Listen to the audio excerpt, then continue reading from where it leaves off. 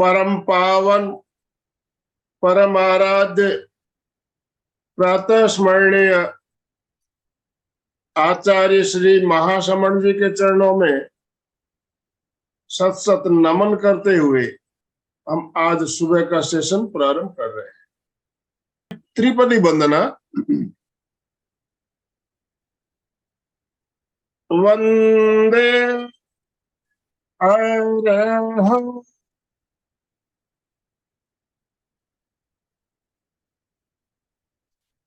वंदे गुरु परम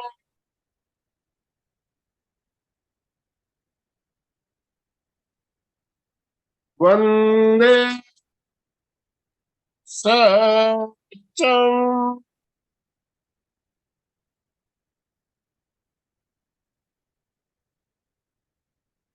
सभी साधक साधिकाओं को जय जिनेन्द्र, जय जिनेन्द्र, सुप्रभात, गुड मॉर्निंग, गुड मॉर्निंग, सभी को गुड मॉर्निंग। ओम अरहम। बंधुओं और बहनों, प्रति सोमवार हमारी एक बहुत ही शानदार श्रृंखला हमने शुरू की है, प्रेक्षा ध्यान के अंग। प्रेक्षा ध्यान की विशेषता क्या है, इसके बारे में हम चर्चा करते हैं और प्रयोग की एक एक अंग के बारे में बात करते हुए हम प्रयोग करते हैं। प्रेक्षा हमारे देश में बहुत सी ध्यान पद्धतियां प्रचलित है, उसमें प्रेक्षा ध्यान एक विशेष ध्यान पद्धति भगवान महावीर के सिद्धांतों पर आधारित, भगवान महावीर के सिद्धांतों पर आधारित ध्यान पद्धति। भगवान महावीर ने जो आज हजारों साल पहले जो बातें कही, आज वे कितनी प्रासंगिक है, विज्ञान उसे आज कैसे सच मान रहे हैं, इस बात को हम सब जानते हैं। और आचार्य महाप्रज्ञ जी ने गहन साधना के बाद एक ऐसा निचोड़, एक कह सकते हैं कि क्रीम निकाल के हमारे सामने प्रस्तुत किया प्रेक्षा ध्यान के रूप में, जिसे अपनाकर हम अपने जीवन की दिशा को बदल सकते हैं।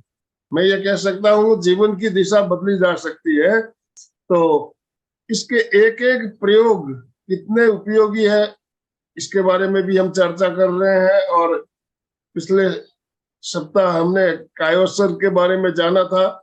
कायोत्सर्ग ध्यान का आदि बिंदु एवं अंतिम बिंदु कैसे, इस बात पर हमने चर्चा की थी।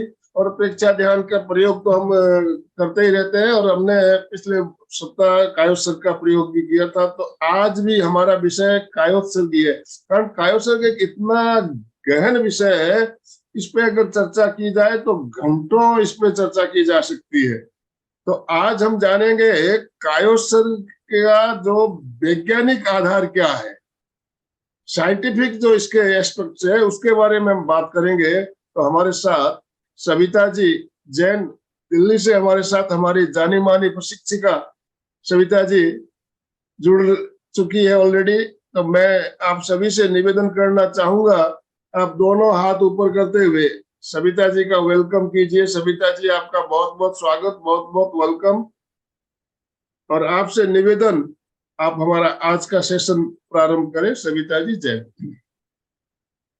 गुड मॉर्निंग, सुप्रभात। तो अभी जैसे आनंदमल सर ने बताया कि कायोत्सर्ग पे जितना बोला जाए कम है, इसको जितना टाइम दिया जाए उतना ही कम है। बहुत कुछ इसके बारे में जानने के लिए है, जितनी चर्चा हम कर भी ले उसके बाद भी बहुत कुछ बचता है जो कि लगता है अरे ये भी बताना चाहिए, ये भी बताना चाहिए।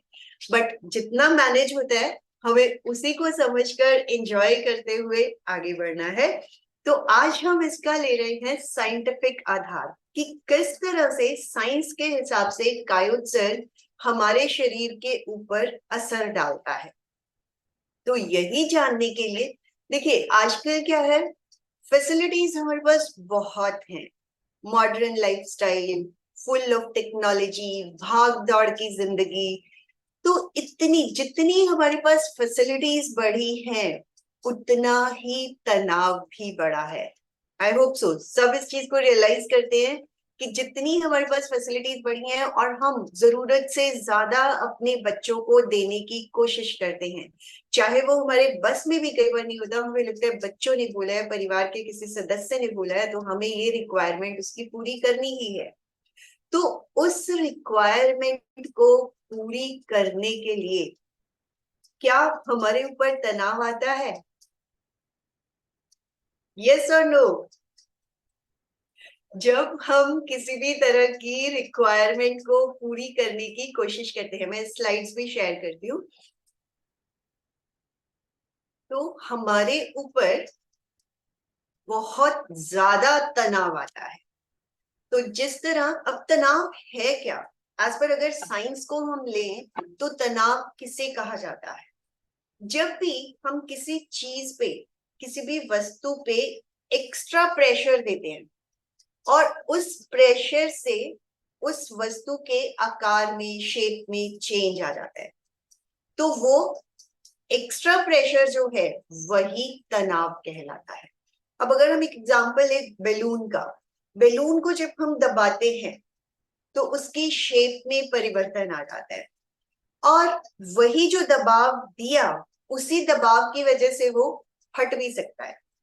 तो एक्स्ट्रा प्रेशर होने से ही वही चीजें हमारे शरीर पे भी होती हैं। और एक रबर, डेली यूज में हम रबर बैंड्स अक्सर यूज करते हैं, हम खींचते हैं छोड़ देते हैं, खींचते हैं छोड़ देते हैं, तो वो नॉर्मल पोजीशन में आ जाती है। लेकिन जब हम उसे बहुत ज्यादा खींचते हैं और काफी देर तक खींच के रखते हैं, तो क्या वो वापस अपनी पोजीशन में आ पाती है? वापस तो आती है बट अपनी पोजीशन में नहीं आ पाती। या तो उसकी शेप बिगड़ जाती है, ढीली ढाली हो जाती है, और अगर आती भी है तो बहुत धीरे धीरे आती है। मतलब उसकी इलास्टिसिटी जो होती है, capacity of elasticity as per science, उसमें फर्क पड़ जाता है। मतलब वापस आने की प्रक्रिया उसकी स्लो डाउन हो जाती है। तो वही तनाव, वही स्ट्रेस जब हम बार बार अपने शरीर पर देते हैं, वो किसी भी तरह से हो सकता है, किसी भी रीजन से होता है। रीजन हमारे पास बहुत सारे हैं, चाहे हमारा वर्क प्लेस हो, चाहे घर की सिचुएशंस हो, प्रमोशन हो, आसपास की सिचुएशंस हो, किसी को घर में चोट लग गई हो, कोई नियर एंड डियर दूर जा रहा हो, एक्सपायर कर गया हो, बहुत सारे रीजन है, हम सब जानते हैं।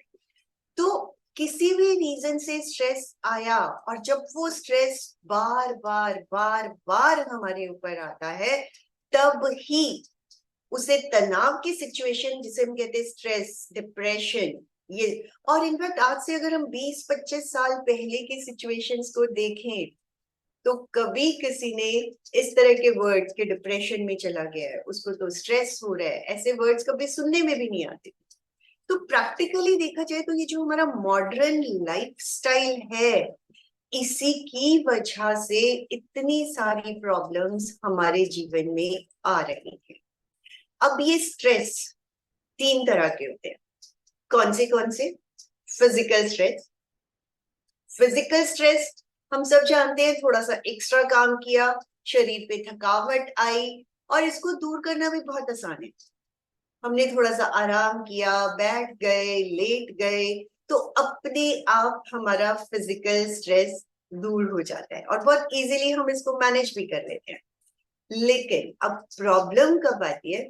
जब हमारे ऊपर मानसिक तनाव या इमोशनल, जिसे हम भावनात्मक तनाव कहते हैं। अब ये मानसिक तनाव किस तरह से आता है? अगेन, हमारे लाइफस्टाइल में थोड़ी सी भी चेंज आई, हम उसको मैनेज नहीं कर पाते। अब मानसिक तनाव होता क्यों है?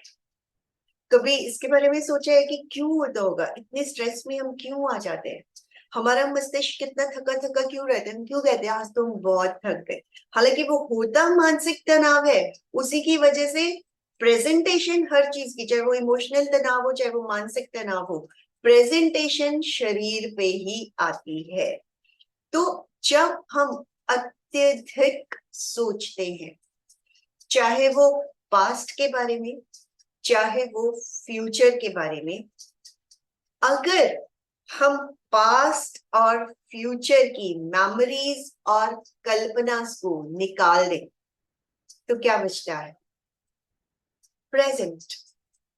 हम बहुत बार सुनते हैं लिव इन प्रेजेंट।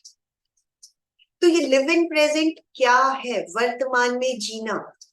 अगर हमने अभी जो हम ये फंसे रहते हैं मेंटल स्ट्रेस में कि हम पास्ट के बारे में सोच रहे हैं, फ्यूचर के बारे में सोच रहे हैं, सोचना जरूरी है, वो भी सही है। क्योंकि अब जैसे कुछ भी बताया गया, चाहे इन सेशंस में बताया गया, चाहे कहीं बाहर भी आपने बहुत सारी अच्छी अच्छी बातें सुनी, अगर हम उसे अपनी मेमोरी में रखते हैं और उन्हें प्रैक्टिकल में लेके आते हैं तो वो यूजफुल होती है। मीन्स मेमोरी को रखना जरूरी है, कल्पना करना भी जरूरी है, बट रियलिस्टिक कल्पना। रियलिस्टिक कल्पना की लोगों ने तभी आज ये हम नेटवर्क के थ्रू, मोबाइल के थ्रू, लैपटॉप्स के थ्रू आपस में इंटरेक्ट कर पा रहे हैं। लेकिन स्ट्रेस कब आता है? जब हम अननेसेसरी थॉट्स में जाते हैं। अगर ऐसा हो जाता तो वो आ जाते, तो हम ऐसा कर लेते, उनके आने से ये प्रॉब्लम हो गई। लाइक अननेसेसरी थॉट्स जो है, इस तरह के थॉट्स को जब हम सोचते भी हैं तो यही सब कुछ सोच रहे होते हैं, कोई भी क्रिएटिव चीजें नहीं सोच रहे होते हैं जिनकी वजह से हमें स्ट्रेस आता है। तो ऐसी चीजें सोच सोच के ही हमारे अंदर तनाव आना शुरू हो जाता है। जब हमारा मन और शरीर एक होकर काम नहीं करता है। छोटे छोटे एग्जाम्पल्स हम अपने घर में देखते भी हैं। शर्ट के बटन्स लगा रहे हैं, लगाते लगाते लास्ट में देखा, अरे एक बटन तो बच ही गया। मीन्स हमारा मन वहां पे नहीं था, वो कहीं और था। फिर रियलाइज करते, अरे ये तो उल्टे सीधे बटन हमारे लग गए हैं। वापस से जब मन को वहां पे लेके आते हैं, फिर सही से बटन लगने शुरू हो जाते हैं। किचन में काम करते हैं, अचानक देखते हैं कहीं पे कट लग गया, सब्जी काट रहे हैं और उंगली में कट लग गया। तो ये सब चीजें क्यों है? क्योंकि हमारा मन उस वक्त वहां पे नहीं है। तो जब मन और शरीर का कोऑर्डिनेशन होता है, तब ही लाइक लिव इन प्रेजेंट होते हैं। जो हम काम कर रहे होते हैं उसी के बारे में पूरे ध्यान से काम कर रहे होते हैं, तो मेंटल स्ट्रेस ऑटोमेटिकली कम होता चला जाता है। अब तीसरा स्ट्रेस, भावनात्मक तनाव, जो कि सबसे ज्यादा कॉम्प्लिकेटेड है। और ये भावनात्मक तनाव क्या है? जरा एक बार सोच के देखो, क्यों होता है, कैसे होता है, और क्या क्या इसकी इम्प्लीकेशंस। हमारे भावों में परिवर्तन आया। कैसे परिवर्तन आया? अब ये जो इमोशनल स्ट्रेस आता है, ये किस वजह से आता है? हम बहुत एक्सपेक्ट करते हैं। किससे एक्सपेक्ट करते हैं? बच्चों से एक्सपेक्ट करते हैं, अपने फैमिली मेंबर से एक्सपेक्ट करते हैं। बच्चों से क्या एक्सपेक्टेशन होती है? जो हमने कहा बच्चों को वो करना चाहिए। अब बच्चों ने वो नहीं किया तो हमारे अंदर भाव आने शुरू हो जाते हैं। किस तरह के? गुस्से के भाव। सबसे पहले गुस्से का ही भाव आता है, अहम का भाव आता है कि अरे मेरी तो सुनते ही नहीं है, मानते ही नहीं। तो इनफैक्ट जैसे ही हमने रिएक्ट करना शुरू किया कि मेरी तो बात कोई सुनता ही नहीं है, समझता ही नहीं है, तो डर का भाव, गुस्से का भाव, अहम का भाव आने शुरू हो जाते हैं। तो इमोशंस हमारे ऊपर हावी होना शुरू हो जाते हैं। तो सबसे बड़ा रीजन इमोशनल स्ट्रेस का क्या हुआ कि हमारी एक्सपेक्टेशंस बहुत है। कहने को हम कहते भी हैं, अरे हम तो बच्चों से कुछ भी एक्सपेक्ट नहीं करते, लेकिन जब बारी आती है तब यही सबसे पहले आता है, बच्चे तो आजकल सुनते ही नहीं है, मानते ही नहीं है, कितना ही कह लो, किसी भी तरह से समझा लो, सुनना ही नहीं है। तो अब यहाँ करना क्या है? हमें समझाना है, अपनी बात बतानी है, उन्हें गाइड करना है, बट उसके बाद छोड़ देना है। हम क्या करते हैं? एक्सपेक्ट करना, जैसे ही हमने समझाया उसके बाद सोचना शुरू कर देते हैं, देखते हैं करते हैं कि नहीं करते हैं, मानते हैं कि नहीं मानते। यहाँ अगेन मानसिक तनाव आना शुरू हुआ। मानसिक तनाव के साथ साथ ही फिजिकल तनाव। मीन्स शुरू हुआ इमोशन से, फिर mental stress and again physical. तो चाहे वो कोई भी स्ट्रेस हो, उसकी इंटरप्रिटेशन, इम्प्लीकेशन तो हमारे इस शरीर के ऊपर ही आनी है। तो अगर एक्सपेक्टेशन की बजाय हम एक्सेप्ट करना सीख लें, इट्स ओके, मेरा काम था समझाना, मैंने समझाया, उसके बाद छोड़ दे, कि वो क्या करे, उन्हें भी तो अपना दिमाग अप्लाई करने दो। इस सिचुएशन को हम मैनेज नहीं कर पाते हैं कि वो, एक तरह से हम बहुत अच्छे से कहते हैं अब तो बच्चे बड़े हो गए हैं, सारी चीजें अपने आप से मैनेज करना सीख गए हैं, दूसरी तरफ इसी तरह से इंटरफेयर करके, बार बार एक्सपेक्ट करके हम अपना भी मेंटल सेटअप खराब करते हैं और सामने वाले का भी मेंटल सेटअप डिस्टर्ब करते हैं। तो अल्टीमेटली समझाना है, बताना है, अपने एक्सपीरियंसेस के हिसाब से उनको राय देनी है, बट उसके बाद कूल डाउन होने की आदत डालनी है। यही सबसे मुश्किल काम है कि हम उसके बाद छोड़ नहीं पाते हैं। तो प्रैक्टिकली जो कायोट सर, जैसे हमने लास्ट टाइम भी इसके बारे में बात की थी कि ममत्व का विसर्जन, तो ममत्व इज नॉट ओनली ऑफ शरीर, लाइक अब ये हर तरह के ममत्व हुए कि हमने समझाया उसके बाद छोड़ दिया। छोड़ना मीन्स हर चीज को छोड़ते चले जाए, समझाने के बाद उसके बाद एक्सपेक्टेशन हमारा काम नहीं है, यहीं पे हमें छोड़कर आगे बढ़ना है। तो अब तनाव की जैसे सिचुएशन आई, तो अब जब तनाव आता है, अब एक सिंपल सा एग्जांपल तनाव का लेते हैं। बच्चे के सामने डॉगी आया, डॉग को देख के वो डरा और खूब स्पीड से भागना शुरू किया। मतलब इस टाइम वो इतनी स्पीड से भागते हैं कि अगर किसी मैराथन या किसी स्पीड की रेस में भी हिस्सा लेना हो तो हो सकता है उसमें वो उतनी तेज नहीं भाग पाता जितना इस तरह का जो हमारे ऊपर एकदम से तनाव आता है, और भागना शुरू किया। अब जैसे ही डॉगी को देखा तो हमारी आंखों ने देखा, कान ने उसकी आवाज सुनी, वो जो मैसेज होता है इमीडिएटली हमारे ब्रेन का एक हिस्सा होता है एमिग्डाला, वहां पे पहुंचते हैं।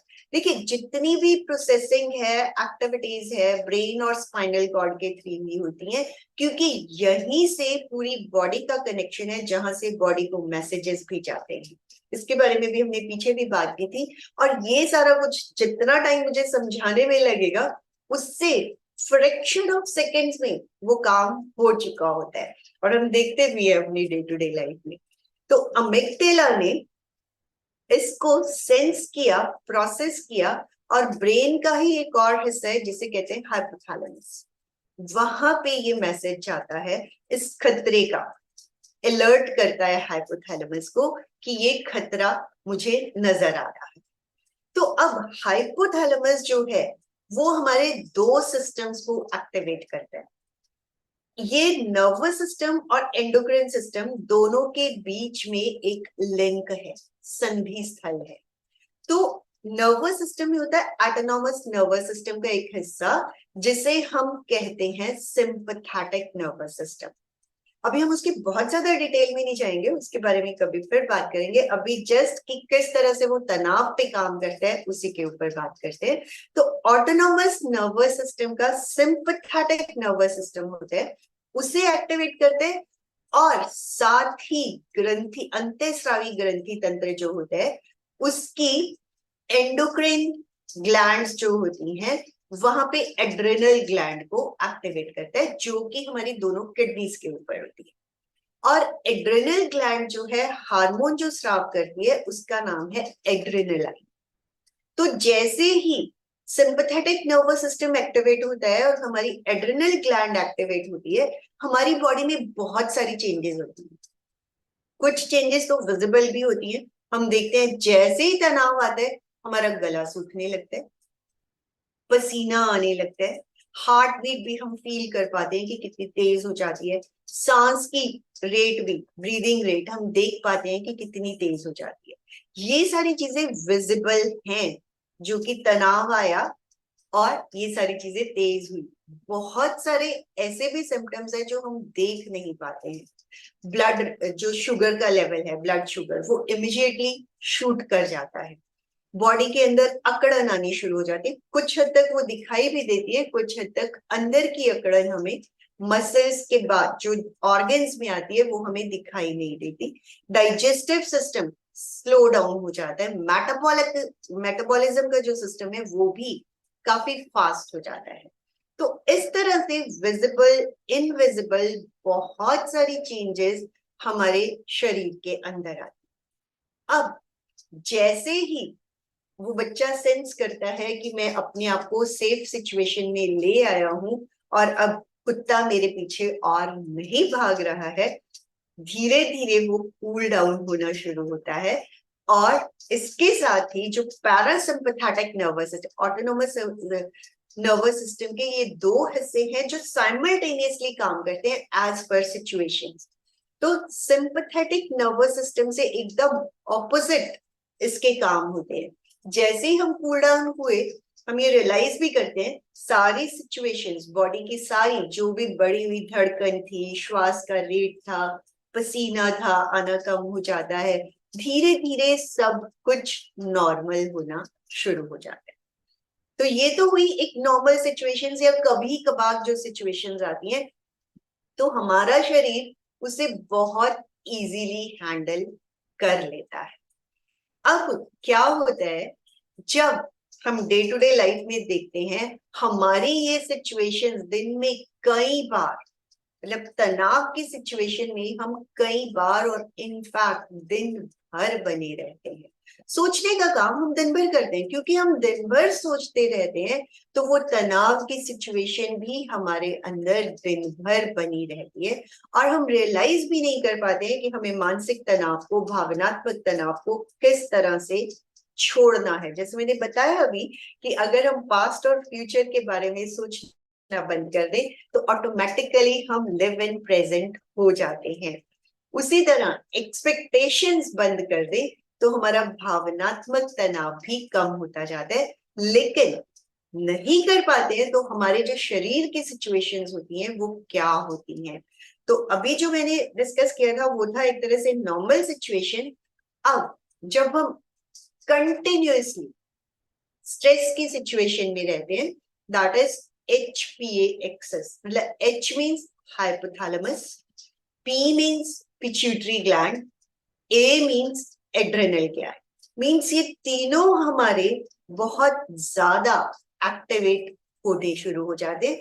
जो अभी तक एड्रेनल ग्लैंड ने एड्रेनालाइन हार्मोन छोड़ा था वो हम पूरी तरह से एब्जॉर्ब कर चुके होते हैं, तो उसके बाद भी जो हमारी हाई अलर्ट की सिचुएशन बनी रहती है उसके लिए हाइपोथैलेमस बार बार एक्टिवेट होता है। तो हाइपोथैलेमस इमीडिएटली एक हार्मोन सिक्रीट करते हैं CRH। तो वो मैसेज देते हैं पिट्यूटरी ग्लैंड को, जो कि हमारी मास्टर ग्लैंड है। तो यहां से इमीडिएटली मैसेज आता है एड्रेनल ग्लैंड। तो पिट्यूटरी ग्लैंड को जब CRH का मैसेज मिलता है तो इमीडिएटली ACTH को रिलीज करके वो एड्रेनल ग्लैंड को मैसेज देती है कि अभी तुम्हें और काम करने हैं, अभी तुम आराम से नहीं बैठ सकती हो। तो वो फिर जो एक हार्मोन होता है कोर्टिसोल, ये है स्ट्रेस हार्मोन, इसे रिलीज करती है बार बार आई हुई सिचुएशंस को मैनेज करने के लिए। अब जिस तरह हमारी बॉडी की कैपेसिटी है, एक्सटर्नल बॉडी की कैपेसिटी को हम इजीली समझ सकते हैं, इसी तरह इंटरनल बॉडी की भी एक कैपेसिटी है, हार्मोन सिक्रीशंस की भी एक कैपेसिटी है। और जब वो कैपेसिटी के बाहर होना शुरू हो जाता है तभी हमारे शरीर में प्रॉब्लम्स आनी शुरू होती है। चाहे वो बीपी की प्रॉब्लम है, हार्ट की प्रॉब्लम है, डायबिटीज है, थायराइड है, जॉइंट पेन है, किसी भी तरह की प्रॉब्लम्स है, सब की सब एक्सेस ऑफ यूसेज ऑफ मानसिक शक्तियां और भाव, लाइक जिस तरह हमने बोला कि रबर को एक्स्ट्रा खींचते हैं, उसी तरह अगर शरीर को भी एक्सेस यूज करते चले जाते हैं तो वो चाहे किसी भी तरह का तनाव हो वो हमारे ऊपर आना शुरू हो जाता है। और इन सब तनावों को दूर करने का ही जो अचूक उपाय है वो है कायोत्सर्ग। जब हम कायोत्सर्ग करते हैं तो इनफैक्ट जो हमारा पैरासिम्पैथेटिक और सिंपैथेटिक नर्वस सिस्टम जिसके बारे में हमने अभी जो हमने बात की उनमें बैलेंस बना रहता है। बार बार जो सिंपैथेटिक नर्वस सिस्टम ऊपर चढ़ना शुरू हो जाता था वो बहुत जल्दी कूल डाउन होना शुरू हो जाता है। उसके साथ ही अब जो हमारा मस्तिष्क है वो अल्फा स्टेट ऑफ माइंड में आना शुरू हो जाता है। जैसे एक एग्जाम्पल मैंने पीछे दिया था कि हमारे माइंड और बॉडी का ही कोऑर्डिनेशन नहीं होता है, इसीलिए मानसिक प्रॉब्लम्स आती है, मानसिक स्ट्रेस आता है। तो जब हम कायोत्सर्ग रेगुलर बेसिस पे करना शुरू कर देते हैं तो हमारे शरीर और मन का कोऑर्डिनेशन ही है जिसकी वजह से तनाव दूर होते चले जाते हैं। एक्चुअली में हमारा कॉन्शियस माइंड जितनी एक्टिविटीज हम करते हैं, जो माइंड के जो है 4 स्टेजेस बताए जाते हैं, B, beta, alpha, theta and delta. तो जो हम ये कॉन्शियस स्टेट में रहते हैं जिसके थ्रू हम ये डे टू डे के काम करते हैं, उस स्टेट ऑफ माइंड को कहा जाता है बीटा स्टेट। तो बीटा स्टेट ऑफ माइंड जो है वो शांत रहनी शुरू हो जाती है और जो हमारा सबकॉन्शियस स्टेट ऑफ माइंड है वो एक्टिव होना शुरू हो जाता है। कायोत्सर्ग की सिचुएशन में जब हम आते हैं, मीन्स हम जागरूक भी हैं और पूरी तरह से सोए हुए भी नहीं है, that state is alpha state of mind and this is the best state of mind. इसी स्टेट में अगर हम किसी चीज को रियलाइज भी करना चाहें, गोल सेट भी करना चाहते हैं कि मुझे ऐसा बनना है, मुझे ऐसा करना है, इनफैक्ट कायोत्सर्ग में जाके ही अल्फा स्टेट की सिचुएशन में ही जब अपने आप को मैसेजेस देते हैं तो वो सब ऑटोमेटिकली हमें मिलता चला जाता है। Basically state of mind he change हो जाती है, हमारा सोचने का तरीका ही बदलता है, जिसकी वजह से हम तनाव से बाहर आते हैं और जो हम चाहते हैं, क्योंकि जब हमने लिव इन प्रेजेंट शुरू कर दिया तो हम जो चाहते हैं, क्योंकि जो हम मैसेजेस कूल माइंडेडली अपने आप को देते हैं वो चीजें हमारे अंदर होनी शुरू हो जाती है और प्रैक्टिकली हमें मिलता चला जाता है, क्योंकि हमारे सोचने का तरीका बदलता चला जाता है और ऑटोमेटिकली स्ट्रेस, एंजाइटी या जो भी रीजंस थे तनाव की वजह से जो जो रोग हमारे अंदर आते हैं, इंसोम्निया, नींद ना आने की बीमारी का भी सबसे बड़ा रीजन हम जानते हैं तनाव ही है और कायोत्सर्ग ही उसमें सबसे बड़ा रोल प्ले करता है इंसोम्निया को क्योर करने के। बीपी भी हम जानते हैं तनाव की वजह से ही आता है, तो ऑटोमेटिकली सारी की सारी बीमारियां दूर होती है क्योंकि हमारा स्ट्रेस मैनेज होना शुरू होता है। स्ट्रेस मैनेज होना शुरू हुआ मींस हमारी एनर्जीज की सेविंग हुई और वही एनर्जी हम प्रोडक्टिव कार्यों में लगाना शुरू कर देते हैं। तो अगेन वही कि कायोत्सर्ग के बारे में जितना समय मिले उतना कम है, लेकिन जितना हम उसके बारे में जान पाते हैं उसी के साथ उसको मैनेज करते चले जाएं और थियोरी के साथ साथ प्रैक्टिकल करना बहुत जरूरी है। सिर्फ सुनने से और पढ़ने से ही हमारा सब कुछ मैनेज नहीं होते, जब हम उनके प्रयोग करते हैं तब हमारे हार्मोन्स में एक्चुअली में चेंजेस आती हैं। फिर जिसे हम कहते हैं कि वो स्ट्रेस हार्मोन जो हमारा है कॉर्टिसोल, उसकी जगह happy hormones dopamine, serotonin, melatonin, ये हमारे ऑटोमेटिकली रिलीज होने शुरू हो जाते हैं। तो कायोत्सर्ग के लिए तैयार हो जाएं, जिस तरह हम हर बार इन सेशंस में करते भी रहते हैं कि अपने आप को मैसेज देना है, अपने आप को प्रिपेयर करना है कि मैं कायोत्सर्ग करने के लिए तैयार हूं। तो संकल्प लेते हैं, एक बार खड़े होकर सब लोग संकल्प करें।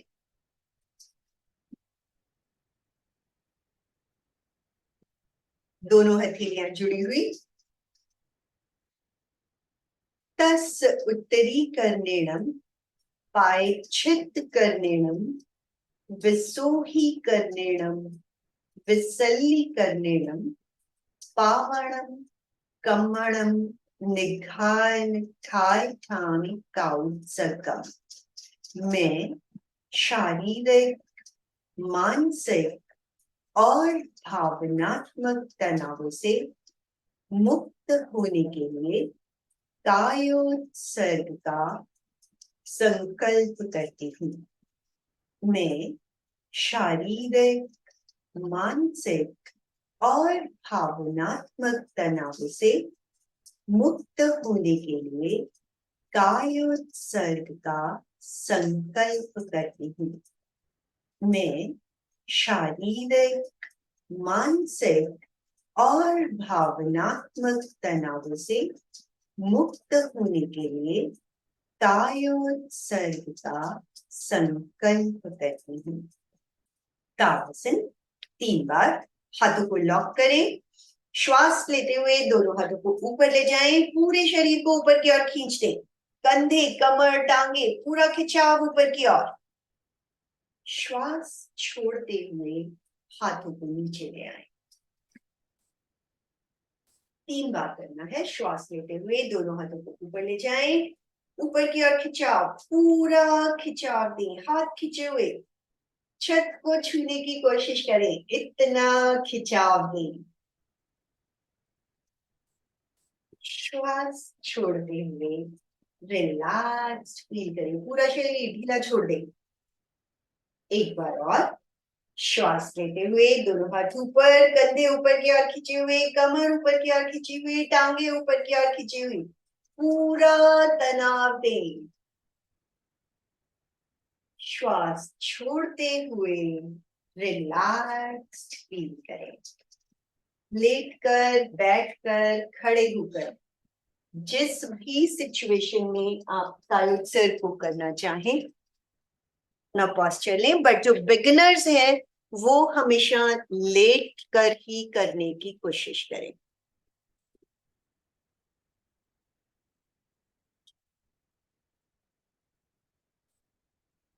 पैरों में 1 फुट का फासला, हाथ शरीर से आधा फुट की दूरी पर अगर लेट कर रहे हैं।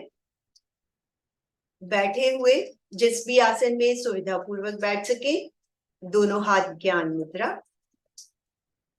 कमर और गर्दन सीधी रखते हुए, आंखें कोमलता से बंद, चेहरे पर मुस्कुराहट।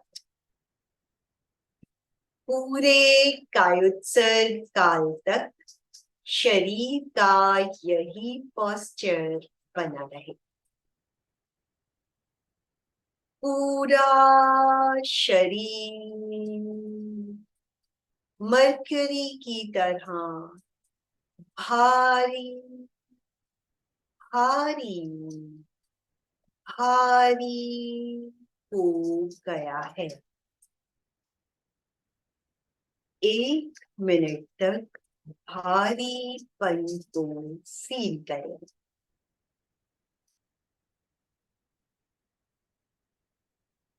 भारी भारी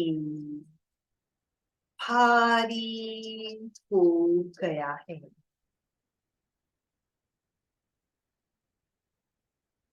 पूरा शरीर रुई की तरह हल्का हल्का हल्का हो गया है। हल्केपन को 2 मिनट तक फील करें।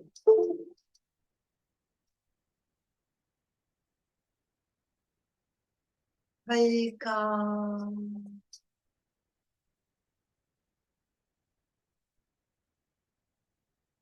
हल्का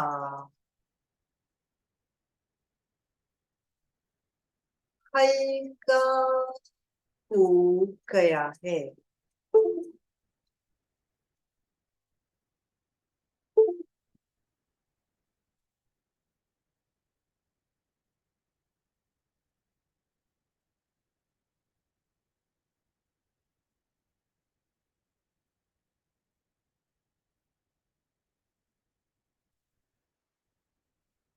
बंद आंखों से चित्त को राइट लेग के अंगूठे पर ले जाए।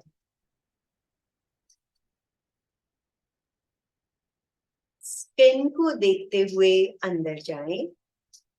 मसल्स, हड्डियां, जॉइंट्स ढीला छोड़ दें।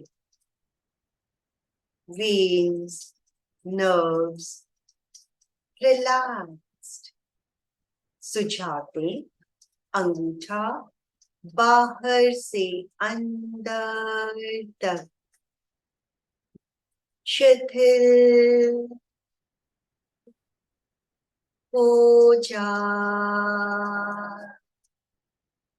शिथिल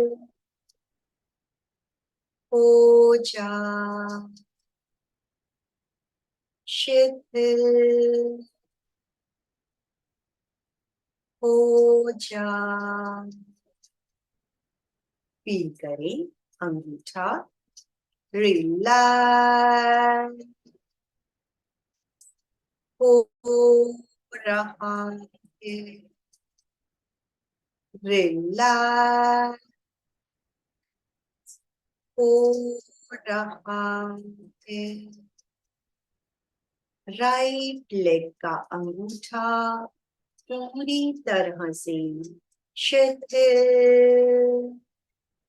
हो गया है, ढीला छोड़ दे।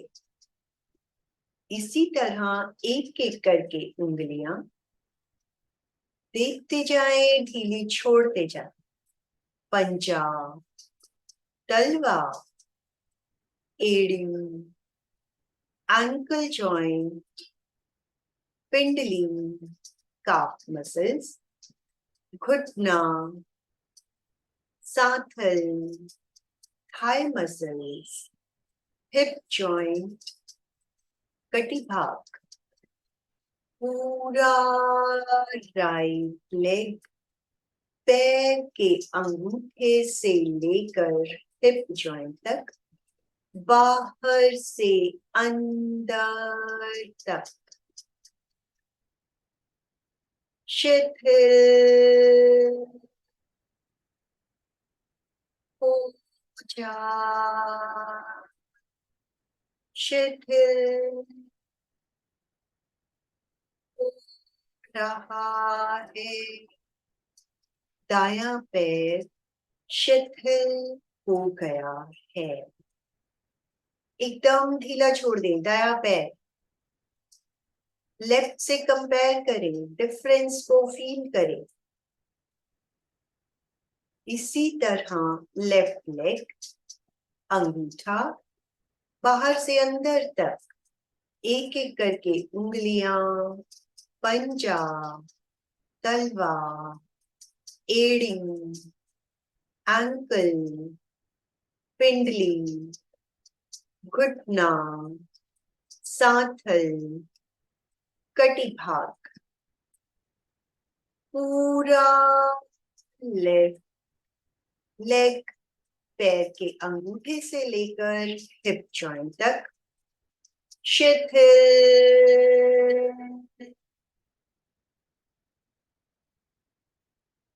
हो गया है। दोनों टांगे रिलैक्स, शिथिल, ढीली छोड़ दो।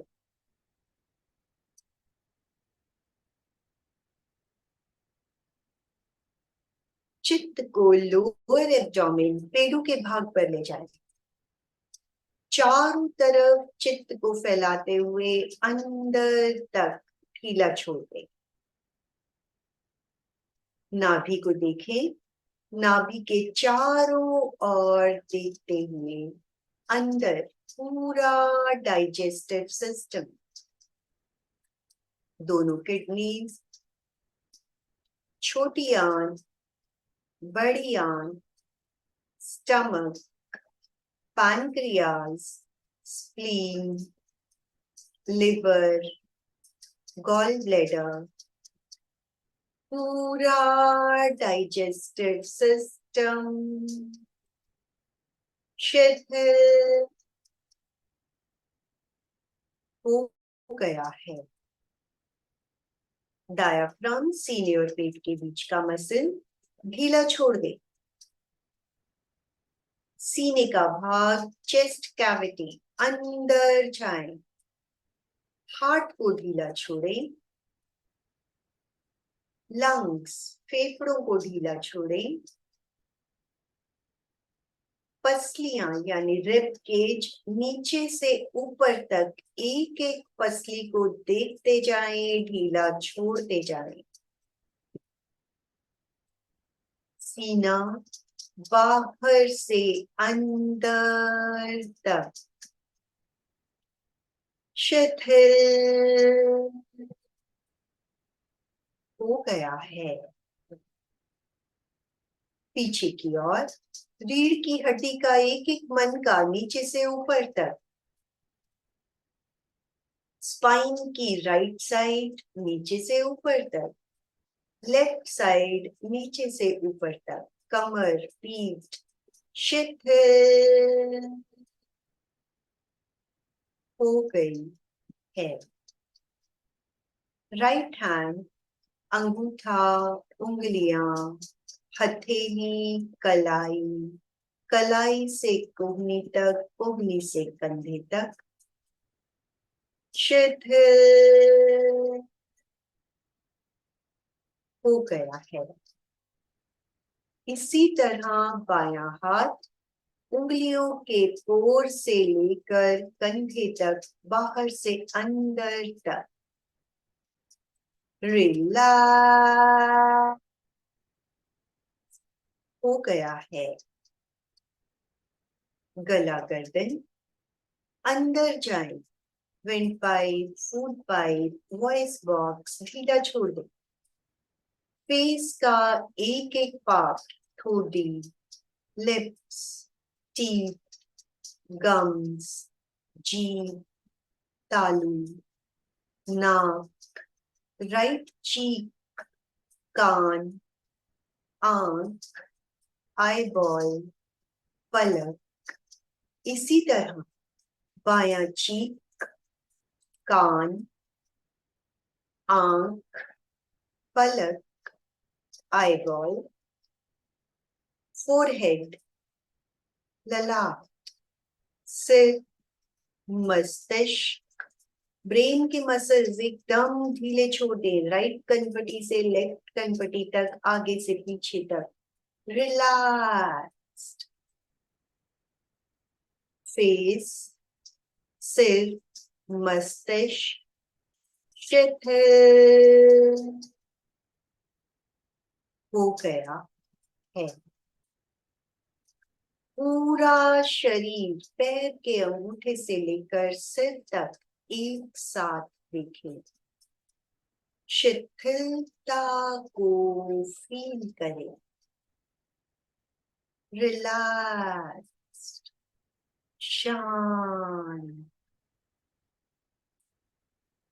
पूरी तरह से ढीला छोड़ दें, बाहर से अंदर तक।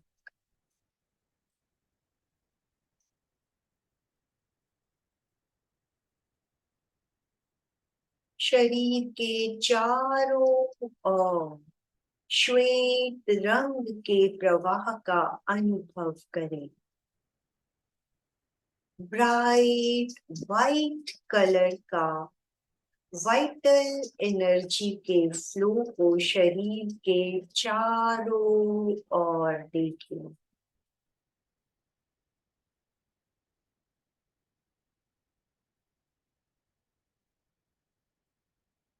आभा मंडल निर्मल हो रहा है। कण कण में शांति का अनुभव।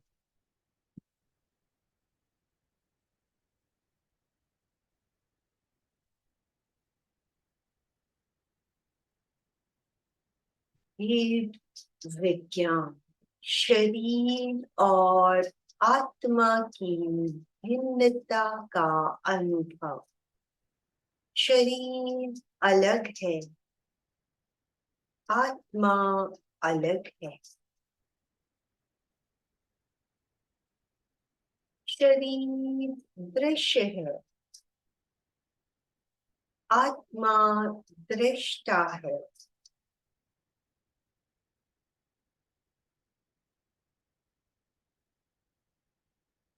Body is like an object, just observe it.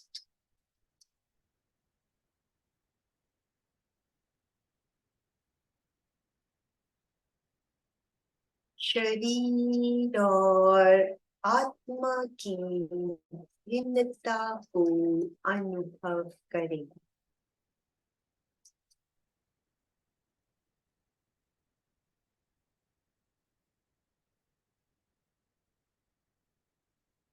शरीर की पकड़ को छोड़ दें।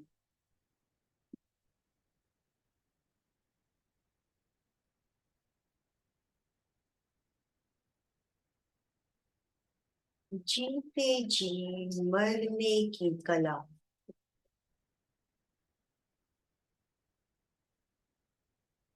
शरीर अलग है,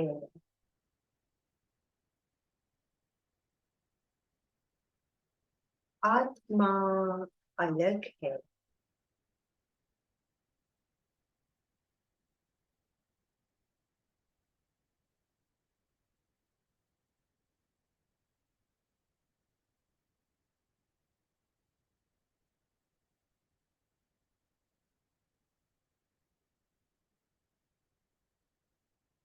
शरीर दृश्य है, एक ऑब्जेक्ट है।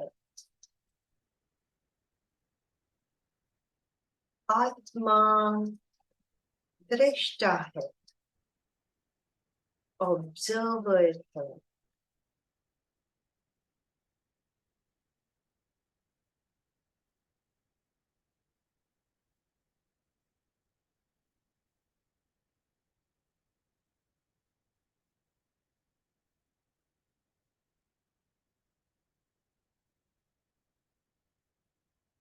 शरीर और आत्मा की भिन्नता का अनुभव करें।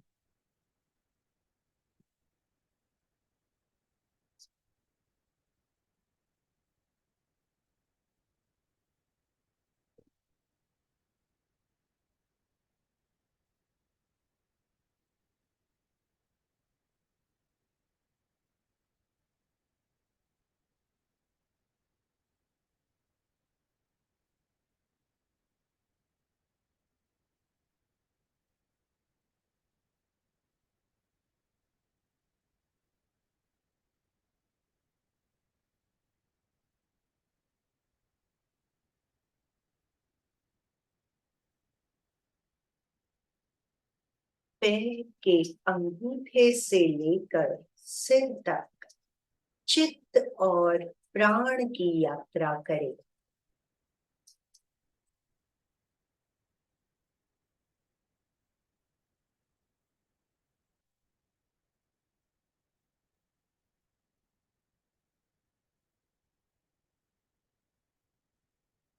चैतन्य पूरी तरह जागृत हो रहा है।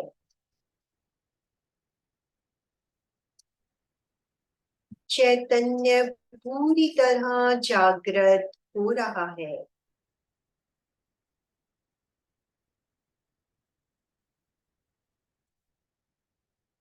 पैर के अंगूठे से लेकर सिर तक प्राण के प्रवाह का अनुभव।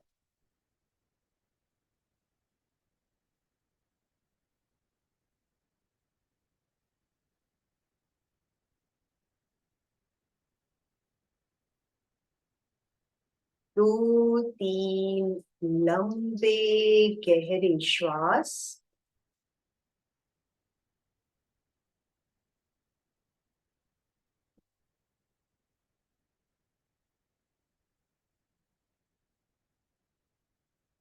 श्वास के साथ पूरे शरीर को एक्टिवेट करें। हाथ और पैर की उंगलियों को हिलाएं। हाथों और पैरों को हिलाएं। धीरे धीरे घुटने मोड़कर लेफ्ट करवट लेते हुए बैठने की पोजीशन में आ जाएं। आंखें बंद रखते हुए ही बाईं करवट लेकर बैठने की पोजीशन में आ जाएं। आंखें बंद रहे। दोनों हथेलियां जुड़ी हुई शरण सूत्र का उच्चारण 3 बार। अर्हन्ते शरणं पवचामि, सिद्धे शरणं पवचामि, साहू शरणं पवचामि, केवलीपणतं धम्मं शरणं पवचामि, अर्हन्ते शरणं पवचामि, सिद्धे शरणं पवचामि, साहू शरणं पवचामि, केवलीपणतं धम्मं शरणं पवचामि, अर्हन्ते शरणं पवचामि, सिद्धे शरणं पवचामि, साहू शरणं पवचामि, केवलीपणतं धम्मं शरणं पवचामि। हथेलियां आंखों पर, जो भी रंग दिखाई दे उसे देखें। हथेलियों से आंखों पर कप बनाकर अंधेरे में आंखों को ब्लिंक करें। धीरे धीरे उंगलियों से रोशनी आने दें। हाथों को पूरे शरीर पर फैलाएं। ओम अरहम। श्रद्धा सूत्र भी ले लीजिए।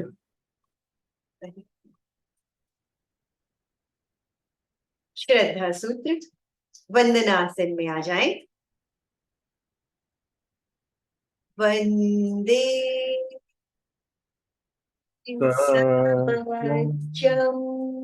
सच्चम बोलते हुए नीचे झुके, मस्तक को जमीन से लगा दें। श्वास लेते हुए ऊपर। वंदे सच्चम।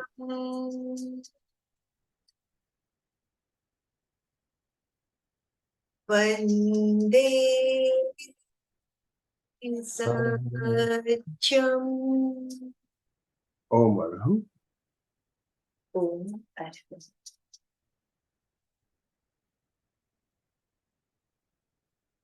बहुत ही सुंदर तरीके से आपने जो कायोत्सर्ग का जो वैज्ञानिक आधार क्या है इस बारे में हमें समझाया और प्रयोग भी किया। हमने कुछ बात हमने आज जो बातें सुनी जानी उसका अनुभव भी किया 20 मिनट के कायोत्सर्ग के प्रयोग में। तो आप लोगों को किसी अनुभूति हो रही है, आप अपने अनुभव साझा कर पाएंगे और कोई जिज्ञासा हो तो आप पूछ भी पाएंगे। तो मैं अभी सबके अनम्यूट ऑप्शन दे रहा हूँ, आप अपने आप को अनम्यूट कर पाएंगे।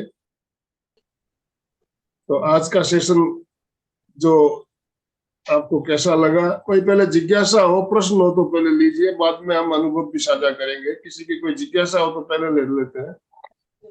अशोक जी जैन। जय जिनेन्द्र। मैडम ने बहुत अच्छे से ट्रांसफर करवाया, अपने उनकी भाषा के साथ में अपने शरीर के अंदर बह रहे थे। फिर जब लास्ट में चैतन्य केंद्र प्रेक्षा करवा रहे थे तो शायद आधा या 1 मिनट के अंदर वो कंप्लीट कर दिया। तो ये जैसे अपने 13 चैतन्य केंद्र है तो उसकी यात्रा थोड़ी लंबी रहनी चाहिए ताकि एक एक को अपन आसानी से वहां पे देख सकते हैं, पहुंच सकते हैं, उसकी यात्रा कर सकते हैं। आज हमने चैतन्य केंद्र प्रेक्षा का प्रयोग नहीं किया है, सिर्फ और सिर्फ कायोत्सर्ग का प्रयोग किया है। और एक्चुअली में जब आप अगर चैतन्य, वो भी आगे आगे आएंगे चैतन्य केंद्र भी, जैसे 13 चैतन्य केंद्र हैं, लेकिन वो एक अपने आप में अलग प्रयोग है। कायोत्सर्ग भी हम सिर्फ वो वर्ड यूज करते हैं कि चैतन्य को पूरे शरीर में अनुभव करें। मीन्स हम कॉन्शियस को अपनी को वापस ला रहे हैं, वो वापस आने का जो सेशन है वो शुरू हो जाता है। पहले हमने भेद विज्ञान किया, भेद विज्ञान के बाद हमने वापस आना है। तो वो कॉन्शियसनेस जो है उसका सर्कुलेशन हम पूरे शरीर में अनुभव करते हैं। वो चैतन्य केंद्र प्रेक्षा नहीं है। चैतन्य केंद्र प्रेक्षा का प्रयोग अलग है। अशोक जी बिल्कुल सही कहा। आज जो प्रयोग था ये भेद विज्ञान की अनुभूति जब हम करते हैं तो हमारे जितने तंत्र है वो निष्क्रिय होते चले जाते हैं। ऐसा हमें लगता है कि हमारे सारे तंत्र निष्क्रिय हो गए हैं, शरीर हमारा बिल्कुल शांत हो गया है। तो वापस लौटने की जो प्रोसेस है उसमें हम पैर के अंगूठे से लेकर सिर तक चेतना वापस लाने का जो अनुभव है उसको फील करते हैं अपन। तो सूर्य से अपना धीरे धीरे शरीर में चेतना वापस लौट रही है, ये अनुभव उसमें किया जाता है। संगीता जी। जय श्री कृष्ण सर, मुझे ये पूछना था क्या हम खड़े रहे तो भी नीचे पैर के नीचे हमें आसन रखना चाहिए? बिल्कुल रखना चाहिए। खड़े होकर भी एक आसन जरूर रखें, और खड़े होकर बीच में अनईजी भी लगे तो बैठ भी सकते हो, लेटना चाहो तो लेट भी सकते हो, और पूरी तरह से खड़े होके करना चाहे तो बहुत अच्छी बात है। Thank you. पिछली बार भी एक दो क्वेश्चंस वो बीच में ही रह गए थे कि भारीपन हल्कापन क्यों किया जाता है, या अगर और भी अभी किसी का क्वेश्चन है तो एक बार पूछ सकते हो, फिर उन क्वेश्चंस में आते हैं। राजेश जी जैन ने अपने आप को अनम्यूट किया। राजेश जी पूछिए। हाँ जी, जय जिनेंद्र, बहुत अच्छे तरीके से मैम ने करवाया और बहुत जिज्ञासा भी थी तो समाधान भी हो गया। और कुछ मेरे और भी प्रश्न है, ये परीक्षा ध्यान की अपनी किताबें हैं, सब में अंडरलाइन किया हुआ है, तो कुछ मेरे को ऐसा समय दीजिए जिससे मैं पूछ सकूं। अभी तो बहुत टाइम लग जाएगा जी। देखिए हम एक एक टॉपिक पे हमारा जो चल रहा है सीरियल है, अभी जो कायसर के ऊपर चल रहा है, इसके बाद में हम अन्य टॉपिक भी, तो आप हर सोमवार को ज्वाइन कीजिए, आपके प्रश्नों का समाधान आपको मिलता चला जाएगा। ठीक है, मैंने बहुत बुक रख रखी है परीक्षा ध्यान की, उधर भी है, सब में अंडरलाइन किया हुआ है। चलिए, ये सीरियल हमारा लंबा चलने वाला है। मेरे ख्याल से पूरे चातुर्मास काल हमारा पूरा चौमासा बीतने वाला है। आप चिंता मत कीजिए, हर सोमवार महीने में 4-5 सोमवार आएंगे तो कम से कम 20-25 सेशन तो हमारे होने वाले हैं। तो जी जी आप पूरे हमारे साथ जुड़े रहिए, आपके सारे प्रश्नों का जवाब अपने आप मिलता चला जाएगा। जी, और बहुत अच्छा लगा। कायोत्सर्ग से रिलेटेड अगर कोई क्वेरी है आपकी उसमें तो आज आप रख सकते हैं। जी। अब जो भैया ने पूछा ना, वो चित्त को फैलाने का कारण, वो मतलब लाइट जैसे बंद कर दिए थे अपन कमरे में, तो पूरा लाइट वापस लाने के लिए चित्त को अपन फैलाए हैं पूरे शरीर में। निष्क्रिय जो हो गया था वही मेरा क्वेश्चन था, वो जवाब मिल गया मेरा। ठीक है, ठीक है। तो देखिए, शुरू में हम तनाव देते हैं अपने आप को, जी, पूरे शरीर को खींचते हैं। मेन तो ये होता है सबसे पहले कि बैठे बैठे कई बार हमारे शरीर में आलस आ जाता है। ताड़ासन एक तरह से अंगड़ाई लेना भी है।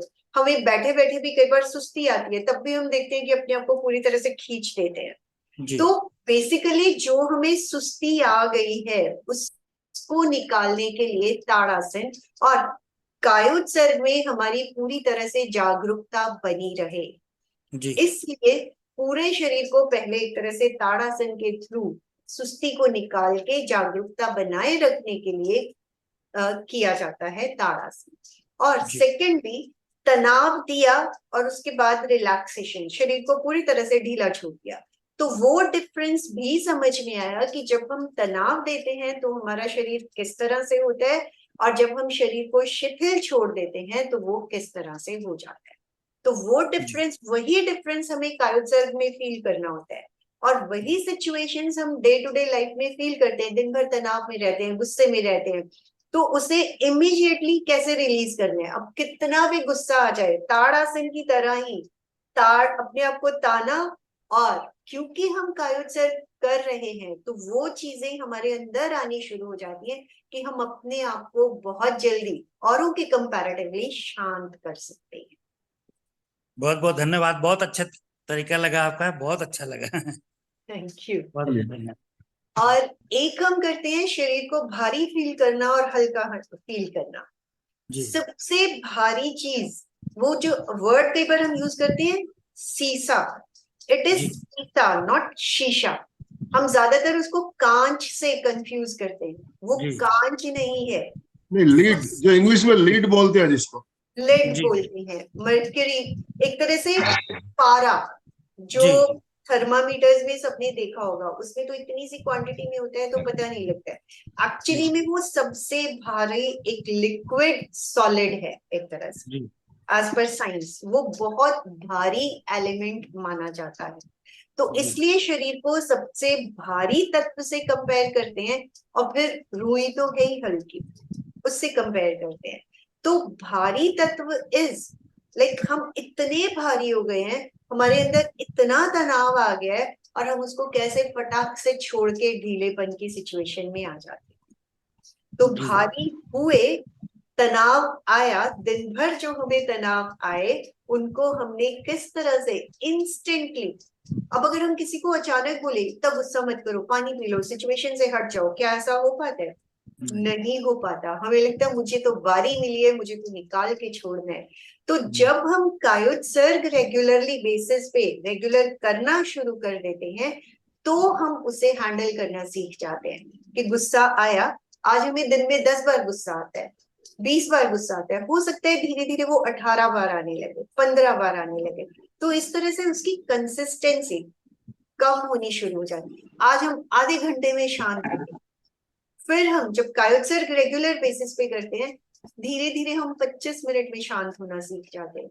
वही चीजें बढ़ते बढ़ते 10 मिनट पे आती हैं, 5 मिनट पे आती, फिर हम गुस्सा देखना सीख जाते हैं, अरे छोड़ना, क्या गुस्सा कर। तो इस तरह के भाव जब हमारे अंदर आते हैं, वो कायोत्सर्ग की वजह से ही, जिसमें बोला वो हार्मोनल चेंजेस होते हैं। वो कोर्टिसोल जो अभी तक एकदम टॉप पे पहुंच जा रहा था, अब वो बैलेंस होना शुरू हो गया, सिंपैथेटिक पैरासिम्पैथेटिक, हमारा शरीर का बैलेंस होना शुरू हुआ, हमारी तनाव की सिचुएशंस हम मैनेज करना सीख जाते हैं। अच्छा, एक प्रश्न और था मैम, जैसे कंठ का कायोत्सर कैसे करेंगे, स्वर यंत्र का? ये जो हमारा स्वर यंत्र होता है, पहले जी मैम। कंठ का कायोत्सर्ग भी अलग से करवाया जाता था, जहां पे हम देखना शुरू कर दें। हमने जी हाथ को देखना शुरू किया, हमारा हाथ शिथिल हो गया। अब जब जी कंठ की बारी आती है, तो यहाँ पे विंड पाइप, फूड पाइप और वॉइस बॉक्स, ये जी 3 मेन ऑर्गन्स हैं। तो जिसको हम देखना शुरू कर देते हैं, वहां पे शिथिलता सधनी शुरू हो जाती है। और क्योंकि वाणी जो है वो यहीं से जी निकलती है, स्वर यंत्र से ही आवाज निकलती है, जी इवन भाव भी यहीं से, क्योंकि पहले वो बनता है फिर हम बोलते हैं। जी मैम। तो जब हम स्वर यंत्र का कायोत्सर्ग करते हैं, तो वो जो हमारे विचार बनने होते हैं, वो जी कम होना शुरू हो जाते हैं, क्योंकि हमने उसको छोड़ दिया। जी जैसे शरीर को छोड़ा तो शरीर का मूवमेंट खत्म हुआ, तो स्वर यंत्र को छोड़ा तो स्वर यंत्र का जो काम है वो कम होना शुरू हो जाता है, विचार कम होने शुरू हो जाते जी। जी बहुत बहुत बहुत धन्यवाद सुंदर। मैम। देखना कितना महत्व है, एक उदाहरण के माध्यम से हम समझे। देखिए दफ्तर में जब बॉस नहीं होते हैं, देखने वाला कोई नहीं होता है, तो क्या होता है, शोरगुल होते रहता है और कर्मचारी भी सही तरीके से काम नहीं करता है। जो ही बॉस प्रवेश करते हैं, एकदम शांति, तुरंत शांत हो जाते हैं। तो जी देखने वाला जब आ गया तो क्या हुआ, सारा शोर शराबा शांत हो गया, बिल्कुल शांत। इसीलिए आजकल देखिए सीसीटीवी कैमरे लगा दिए जाते हैं, ताकि जी सबको मालूम रहे कोई देख रहा है हमें। जी मैं जी देखने वाला हो नहीं, लेकिन कैमरा लगाए तो हमारे मन में ये कि बॉस हमें देख तो नहीं रहा है, तो भी सही तरीके से काम करते हैं। तो देखना कितना महत्व रखता है, इस बात को हमको समझना है। और प्रेक्षा ध्यान हमें यही चीज सिखाता है। देखो, अपने आप को देखो, और देखते देखते हम इतने पटु हो जाते हैं कि हम बिल्कुल जो हमारे शरीर के अंदर सूक्ष्म जो परिवर्तन होते हैं, वो भी हमें दिखाई देने लगते हैं। अच्छा, हमारा देखने का दूसरे के ऊपर भी प्रभाव पड़ता जी कुछ? बिल्कुल पढ़ते हैं। अभी देखिए ना, अब जैसे हम सब यहाँ पे जुड़े हुए हैं, अब आप देख रहे हो या आनंदमल सर देख रहे हैं, मैं देख रही हूँ, हम लोग आपस में बातें कर रहे हैं, तो जब हमारा आई कांटेक्ट होता है, देखना, तो उसका असर आता है। अब जैसे बच्चे बहुत बदमाशी कर रहे होते हैं घर पे ही अगर ले लो, और अगर हम उसको देखना शुरू कर दें, तो इंस्टेंटली वो जो उसकी एक्टिविटी होती है एक बार रुक जाती है। तो हर चीज का, सिर्फ देखने का ही नहीं, हमारे विचारों का भी असर, चाहे वो हम नहीं बोल रहे हैं, बिना बोले भी हमारे भावों का असर भी सामने वाले पे पड़ता है, जिसे कहते हैं ऑरा। अब साधु संतों के पास जाते हैं तो चाहे वो कुछ नहीं कहे फिर भी उनकी चीजों का असर हमारे ऊपर आता है। आता है। तो हर चीज का असर है, एक दूसरे का असर है, एक दूसरे की बातों का, देखने का, हर जी। चीज का प्रेजेंस का भी असर है। जी, ओम अर्हम। तो बहुत अच्छा, बहुत अच्छा, बहुत बहुत धन्यवाद। समापन की ओर चले। अशोक जी। जी का हैंड रेज है, एक बार अगर वो कुछ कहना चाह रहे हैं। अशोक जी, हाँ। आपने पूछ लिया, और कुछ पूछना है अशोक जी?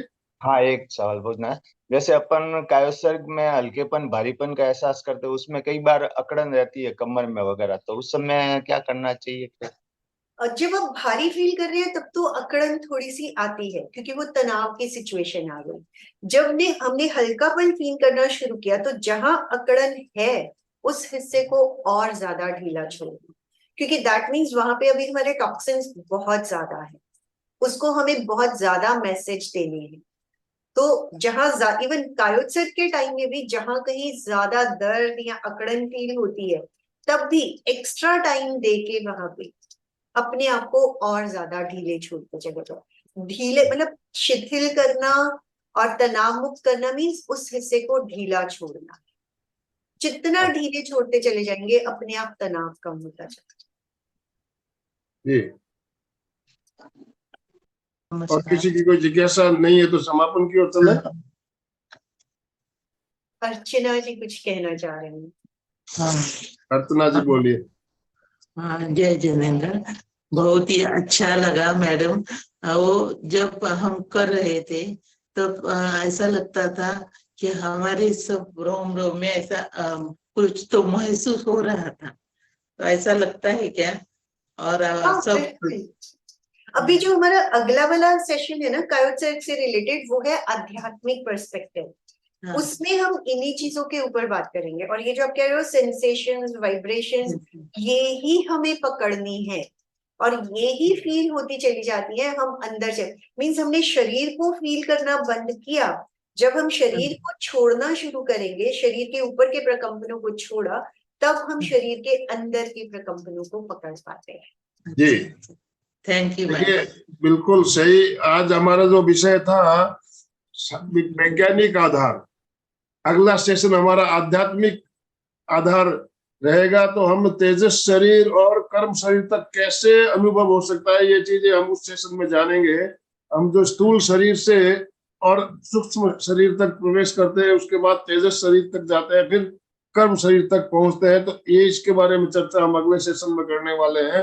तो अगला सोमवार भी हमारा कायोत्सर्ग से रिलेटेड ही रहने वाला है। उसमें हमारा टॉपिक रहेगा कायोत्सर्ग, इसका आध्यात्मिक आधार। तो आज वैज्ञानिक तथ्य को हमने जाना, आध्यात्मिक पक्ष को हम अगले सोमवार को जानेंगे। दोनों हाथ जोड़ते हुए, रीढ़ की हड्डी गर्दन सीधी रखते हुए, आंखों को बिना दबाव दिए कोमलता से बंद रखते हुए मेरे साथ साथ सभी उच्चारण कर सकते हैं। मैं चैतन्यमय हूँ, मैं आनंदमय हूँ, मैं शक्तिमय हूँ। मेरे भीतर अनंत चैतन्य का, अनंत आनंद का, अनंत शक्ति का सागर लहरा रहा है। इसका साक्षात्कार करना ही मेरे जीवन का परम लक्ष्य है। हमारा आज का दिन मंगलमय हो, आनंदमय हो, शांतिमय हो। इन्हीं शुभ भावनाओं के साथ ओम शांति शांति शांति। कृतज्ञोस्मि, हम सब गुरुदेव के आभारी हैं। कृतज्ञोस्मि, हम सब गुरुदेव के आभारी हैं।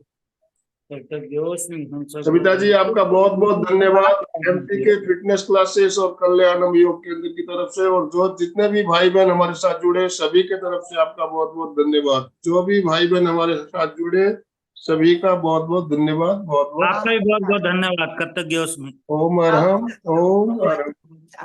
तो आज का सेशन वही एंड कर रहे हैं। ओम अरहम।